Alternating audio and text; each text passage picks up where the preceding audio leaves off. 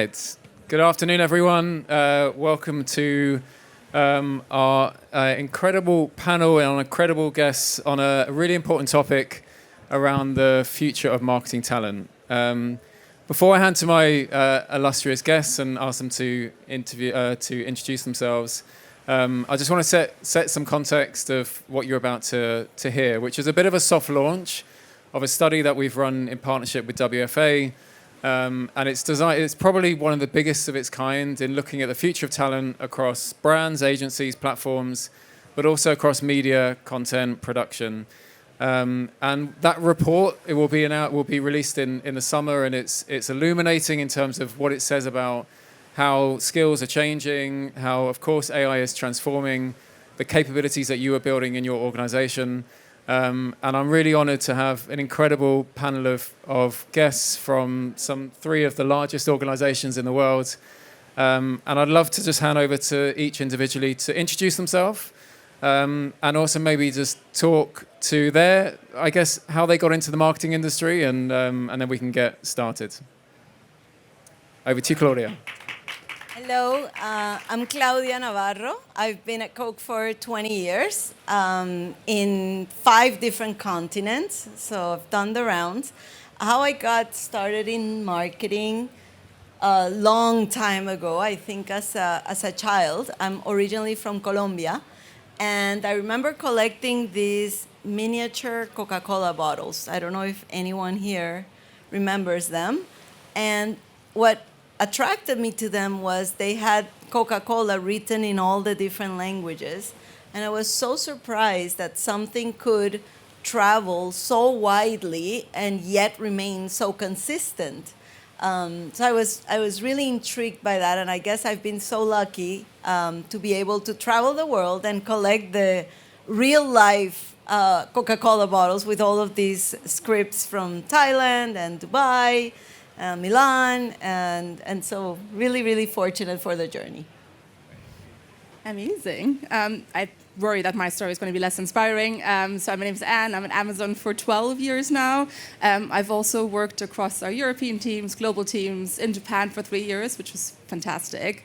I got into marketing because I have a passion for creativity. I love doing anything creative. But when I was studying, digital transformation was the hot thing. So I actually went into Accenture in the digital marketing practice and helped companies do better at marketing at that time, and then came into the media space because I wanted to come back to Europe and work back in Europe, and that just happened to be a happy coincidence. And I've now been within media for the last 4 years, and it's been fantastic.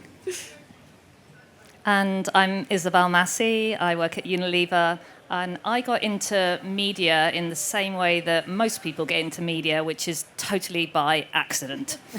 I was researching creative agencies and came across a creative agency called Aegis Media. I went onto their website. I couldn't tell on what on earth this company did, and so did more research. I was like, there are creative agencies and there are media agencies. And so I went for an interview at Aegis Media, and the first question they asked me was, do you know what a media agency is? I said, I have done a lot of research into this. It's the planning and buying part of the ecosystem, and it's very important because it allows the creative to flow through in the most effective way. And I think that answer at the time blew their minds that I had done my research. And the rest is history. I think that media for me, and the reason I've stayed so focused on media in terms of the marketing ecosystem, is because I genuinely believe that it's that training that has been so critical to modern marketing. And I always say that media is like being the front door to the consumer, and it's where marketing turns real. And so I'm really proud of my career in media as part of marketing. Excellent.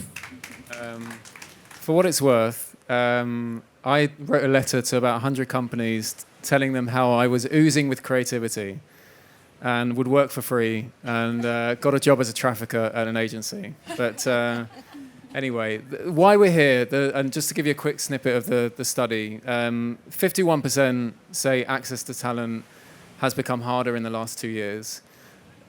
all those years ago, we all probably thought the industry was extremely complicated and it was very manual, and today it feels almost like we're on a different level. So I'd love maybe to hear from each of you individually how you would characterize the current state of talent, as you see it through your own organizations, but also as you look to the external marketplace and look for those capabilities that will really help supplement and augment your organizations. Claudia? I think, as in every other industry, ours is changing at a massive pace. And I like to separate the two things because sometimes they can get confused. One is the fundamental skills of being a marketer, and that hasn't fundamentally changed. I think we need to identify needs and motivations and what is it that people care about and what they're after. That still needs to be a skill that we hone in on. The other side is we can now do that in a supercharged way with all of the suite of tools that we have at our disposal with data, with technology. And what really excites me about that is I find myself throughout my career constantly defending the fact that marketing is a profession, because I find a lot of people will have subjective opinions and think, well, I have the sensibility to be a marketer. And the reality is it's always been a mix of art and science. And the art part is still going to be there. It's still very much alive. And the taste that we have and the sensibility for things, of course, have a role. The science part is where I think the newness comes from, and we are kind of supercharged in a way that we weren't before. Anne? Yeah, I mean, I think Amazon notoriously hard to get into, notoriously hard interview process, and I'm a hiring bar raiser, which means I make that interview process even harder because I'm going to be interviewing for teams that I do not work for, and my only point of view that I bring to those interviews, because I'm not going to be able to test functional skills and logistics, is whether that person is fungible and has long-term potential at Amazon and might have the hard skills, but do they work the same way and do they meet our cultural standards that we care about? So I don't know that it's gotten harder for us. We've always really valued fungibility. Learn and be curious is one of our leadership principles, and we do test that in our interviews, and we talk to you about how you've achieved certain things, less so than what exactly you've achieved. And so I think as we are in this transformative period, like a lot of the things that we've always looked for are going to continue to serve us well, because we look for people who want to grow, who want to experience new things, who want to learn new skills. And we believe that most of the talent that does work at Amazon, wants to work at Amazon, like can do great things in almost any area. Sometimes with a little bit of a ramp up. I agree, like marketing is not as easy as people make it out to be, but I think inherently, like we do believe that, people can grow in lots of different ways. And I think, with the rise of AI or other tools, I think that's just gonna hopefully make it easier and make good people better, really. Yeah, I think your answer really resonates with me because I genuinely don't think we've got a talent crisis. Mm-hmm. I just don't think we've got a talent crisis. I think what we've got is more of a business transformation crisis, i.e. there's an abundance of incredible talent. I mean, just the amount of people that I see around here who I know how good we are at our jobs and how much we've transformed over the last few years. We're adaptable, we're resilient, we're curious, we're experts, and yet at times we don't have the conditions to succeed. And I feel like this is one of these big times because of the fact the world is changing so fast and our businesses are now changing our operating models to enable that. So for me, as I think about like the best thing that we can do for talent over the course of the next 12 to 18 months is really think about what those conditions are that are gonna enable them to be successful. And I think that's going to be some pretty big choices on operating model. Yeah, I mean, one of the themes in the research is the importance of strategic thinking. And I actually think that's an area where, I'm somewhat despairing of maybe the level of prioritization, those skills, that strategic thinking, critical thinking is currently in the marketplace. Of course, a lot of talk about agentic and AI, but you still need the smarts to look at what it's telling you in order to make the right choices. maybe just, without giving too much information about your own organizations, but as you think about the capabilities you are prioritizing in your own teams, and then maybe also think about in your agency teams, how different is that today than maybe it was 12, 18 months ago? Maybe Izzy, do you want to start? Yeah, I'm happy to jump in.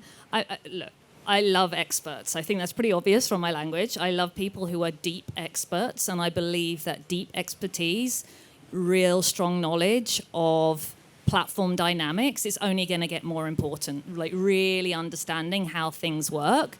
And so I want to make sure, as we have AI to shortcut some of that, I'd just say lean into that even further and use AI to enable you to be even more expert. And that's where the magic really happens. I think in combination with expertise, for me, the other big thing I love is people that can make decisions. So much ambiguity, like sometimes even just deciding what to have lunch can feel like a big decision because it's just been so ambiguous all day long. So people that can cut through that and make decisions when you don't have all the facts, I see that as a really, really core skill. What's your view? No, I totally echo that. I think that dealing with ambiguity, particularly in this transformative period, is going to become even more important. I think for me, critical thinking, as you mentioned, strategic thinking, but really also just problem solving and questioning things. We're part of the UK apprenticeship scheme, which is fantastic, and so we have a lot of young people coming in, and I think sometimes they think AI will allow them to almost like shortcut the path to expertise, and they sometimes produce documents, right, that sound really, really fancy because that's what an AI agent will spit out when you have a relatively generic prompt. And then others on the same level will look at it and go like, oh, I don't understand this, so it must be great. But it's almost a little bit like the emperor's new clothes, right? Someone with actual expertise comes in and then you're like, no, actually, like this just sounds fancy. There's not actually content in there. So I really think people with a little bit of skepticism and critical thinking and just questioning more and not accepting the first response that comes out of an agent, like that is going to be so critical. It's all shiny and new, but like let's not trust it 100% just yet, I think. And Anne, can I ask you a follow-up question? I know I'm not interviewing, but as you do so many interviews, particularly with younger people, can you tell when they're using AI? So tell me a little bit more about that. I think it's just the level of language. Like obviously with interviewing it's difficult because I've just met the person, but certainly like working with young people, like you know them on the day-to-day, right? And you know how they talk, and then suddenly you have this document. It's a little bit like someone said when the thesaurus was first introduced in Word, and everyone really suddenly started using these really big fancy words that they didn't fully understand, and you're like, oh, I don't think you wrote this.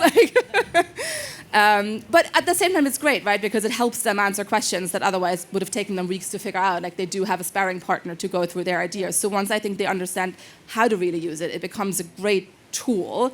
It's just, again, not a shortcut to becoming a true expert and having that expertise. If I can build, I agree with your point, Ryan, around strategy and then decision making, because clearly you can have all of this intelligence, somebody needs to turn it into action, and that's the human-led part, is that we will have the context and then be able to take that intelligence and turn it into action. I would say I heard something last year in MIT, which is AI wouldn't necessarily replace people. AI will replace people that don't use AI.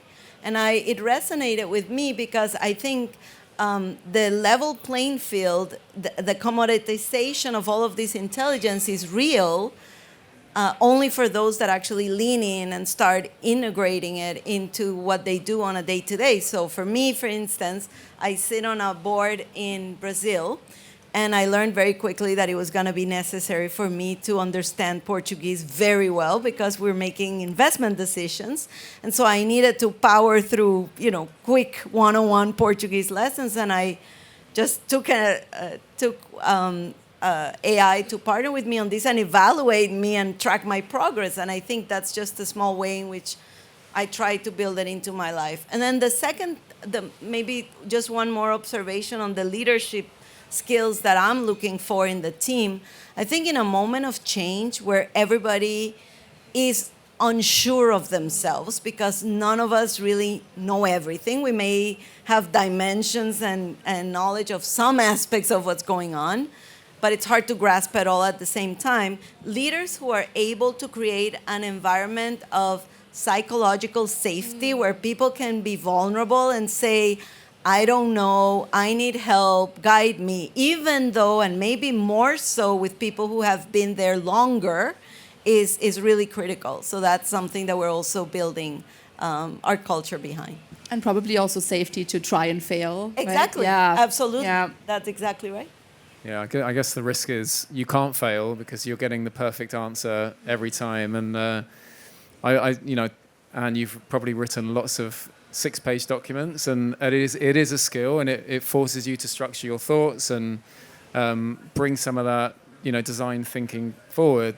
I guess now there are agents to build the perfect Amazon And I love document. that because I am very much, I have colleagues who can just sit down and write prose, right? But I am very much like, I need an outline and then I bullet point and then like eventually I get to English. English is not my native language, so it just takes a little bit longer. With an agent now, I do the outline and the bullet points, and then I have a sparring partner to be like, okay, can you turn this into actual English? And then work with them to try and find the gaps and stuff. And so that's really, really nice, actually. I totally appreciate that, and it's made my life easier. But again, I've also seen lots of docs that were clearly just written based on one prompt and never edited. And I think that's where we're not quite there yet, yeah. Can I maybe draw you on, one of the, if you think about talent in our industry, it's like, you think about young talent who are starting now and have all the tools at their disposal and are not able to make mistakes. How would you guide them as they look at the next 5 to 10 years in their career and maybe, how they continue to build relevance and develop those skills? Because there is an argument to say, actually, if you've been working in this industry for 15, 20 years,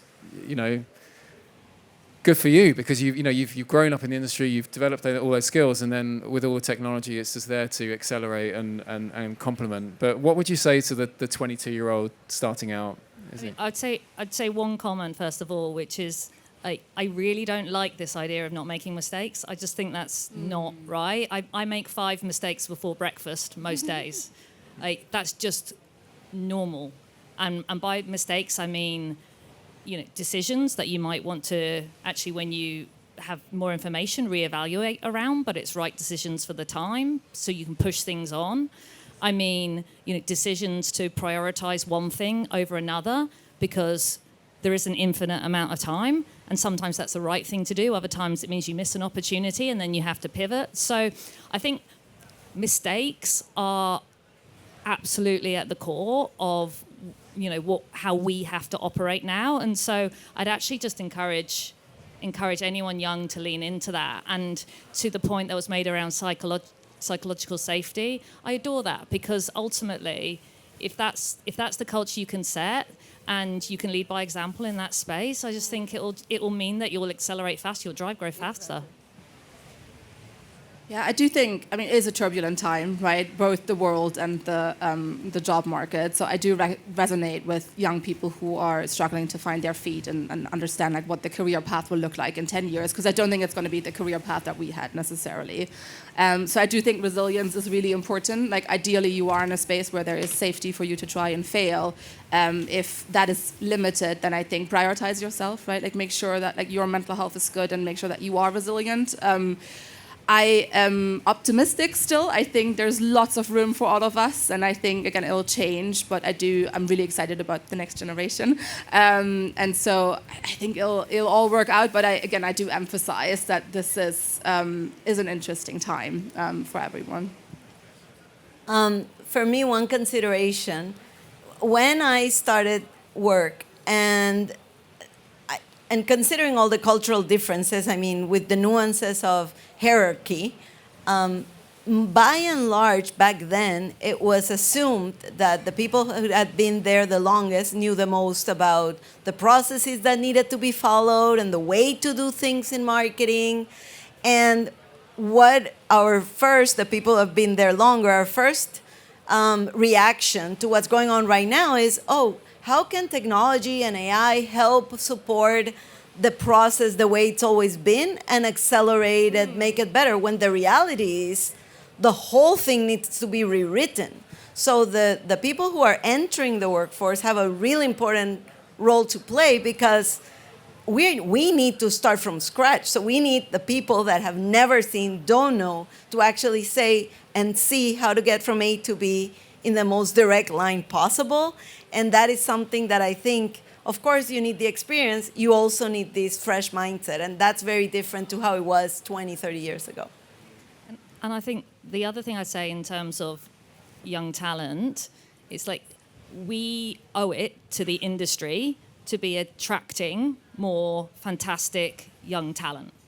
Sometimes I think we don't realize or we don't express that we are genuinely in the most exciting time for marketing that there's ever been. There is no better time to join the marketing industry. It's so exciting. I mean, in terms of if you're a curious person, if you love getting to understand the intricacies of how technology works, how data works, if you love creativity, but how you express that through different ways, there's absolutely no better time. If you love people, if you're a people person and you love consumers, and I just think we need to adapt our narrative to ensure that we are attracting talent to this industry. Otherwise, we will have a talent problem if we keep talking about the role that AI is going to play in terms of the impact on junior jobs. I genuinely think that we owe it to the industry to make sure that we're selling it, because it is an incredible time to be in it.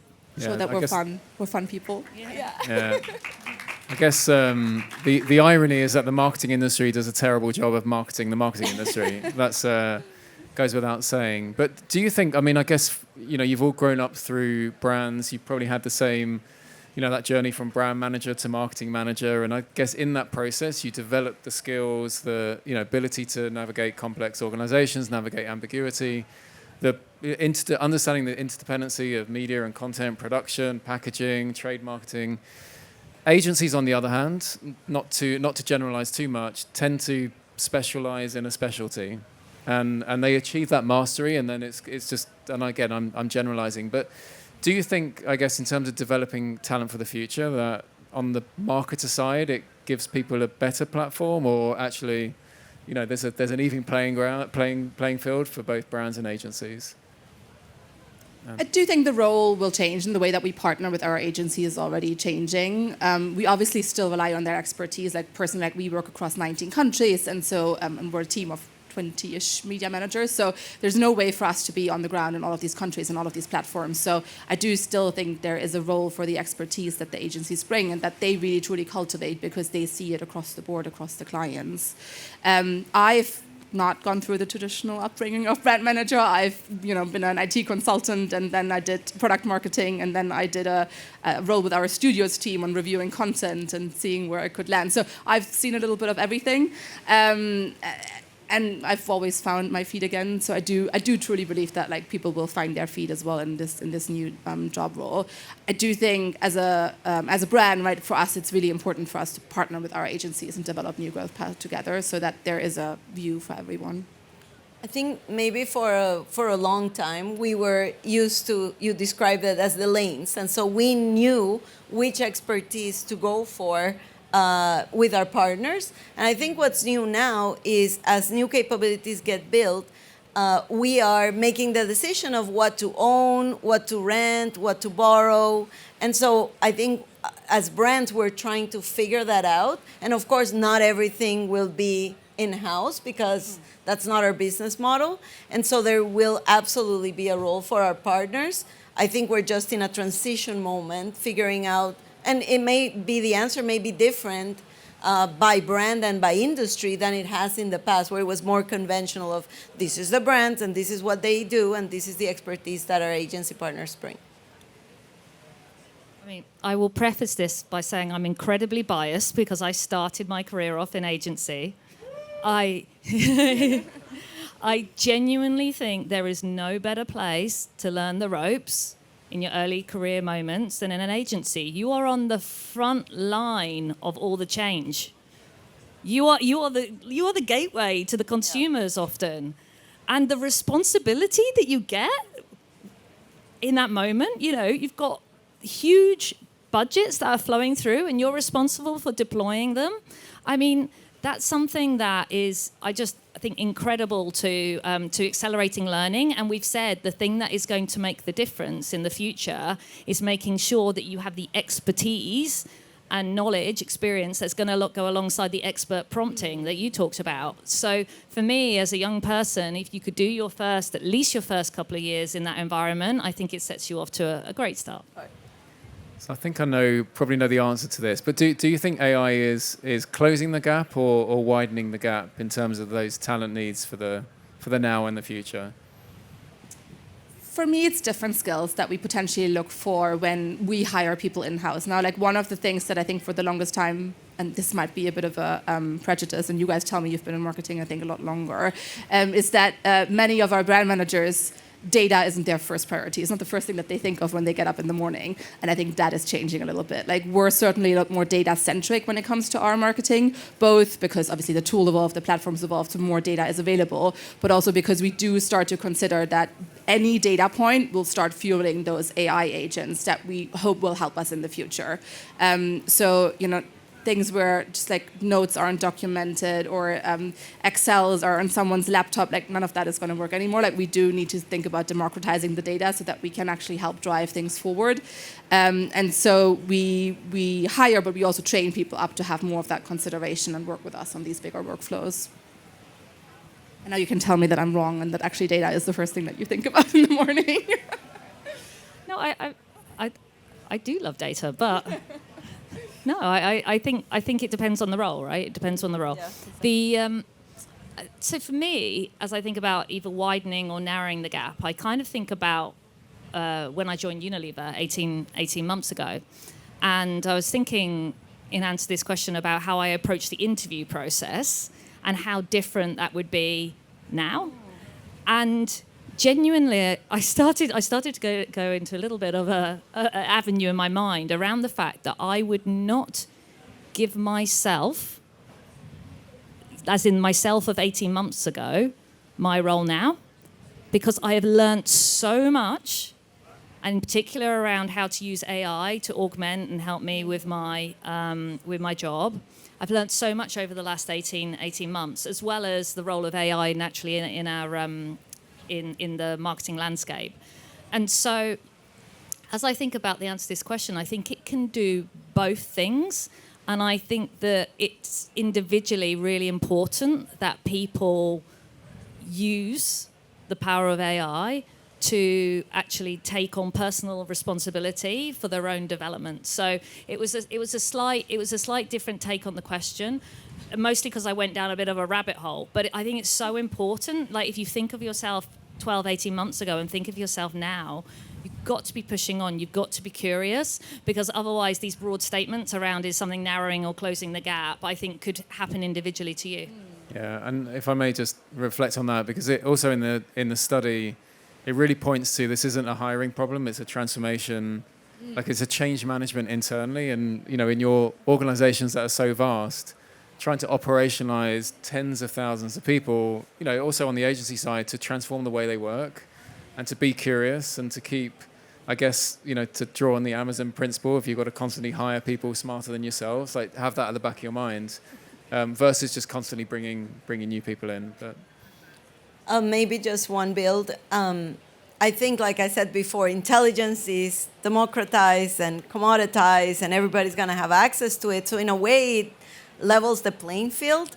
On the other hand, it forces us to think where our competitive advantage lies and lean in more towards that. So ultimately, Coke lives in the physical world. And so going back to that, how are we creating human connections? And the FIFA World Cup is a great example of how we do that through activations of FanFest and partnerships like Adidas and Panini and so on.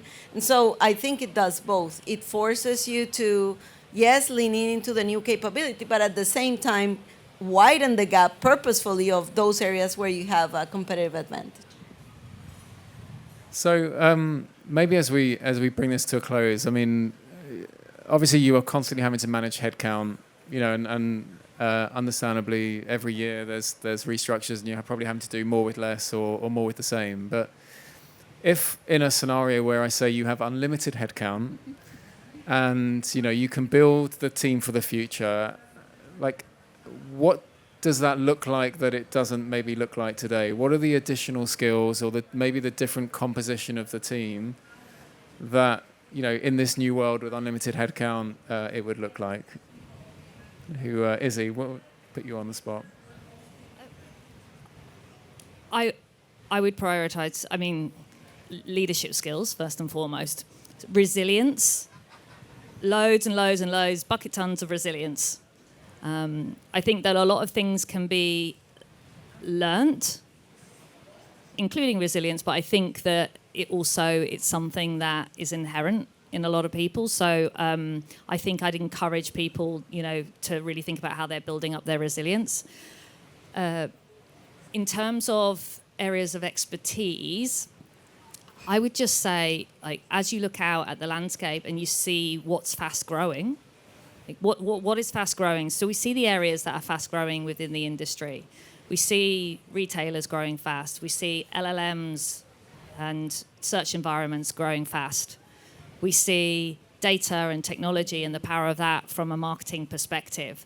So for me, it would be less about the individual limitless headcount and actually more about, as I said earlier, creating a system for all of those things to come together and integrate. I'd rather had unlimitless headcount, and I'd rather have unlimitless headcount and a really good system versus limitless headcount. You know which way I'm trying to say it. Yeah, exactly. Thank you. There's too many double negatives in that. I think the system is really, really important.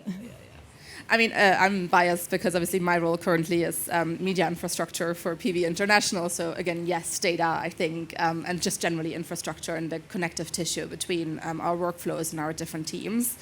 I do think the lines between individual skill sets and roles are blurring. So I think in the future, as we think 3 years ahead, right now I think we're still at the spare point of AI where we take bits of workflows and we automate that or we AI that.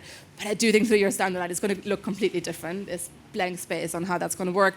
And I do think it's going to be more people moving between functions and staying in this particular role and just doing this particular bit, because I do think AI will help with that. So people who are excited about doing different jobs and having a different focus per week and moving through brand management, media, activation, and having AI help them with the workload of that. I think that's probably something that we look for. Short-term data people will help us tremendously, I think. And then I do echo the resilience. I think oftentimes we forget that, yes, AI is here, but actually the amount of workflow that is productionized and fully AI'd, I think is relatively limited still. We're all using it to support our growth and support our function, but it's not that I'm just passing off a campaign to AI and it just runs and does its thing just yet. And so really what we're putting on people right now is two hats, right? They are meant to grow themselves, grow AI, find new use cases, deliver new agents. They're also meant to run the campaigns and just get them out of the door and do them brilliantly and do them relevant for the customer. And so resilience and being able to deal with that and prioritize rigorously to try and get things out the door, but also think strategically long-term is critical. One of the principles we have at Coke is just remaining constructively discontented. So I think that's one of the things that we're going to look for in whatever team we put together. And because everything is changing so rapidly, I think that's the skill, is to be able to adapt and change to whatever the context.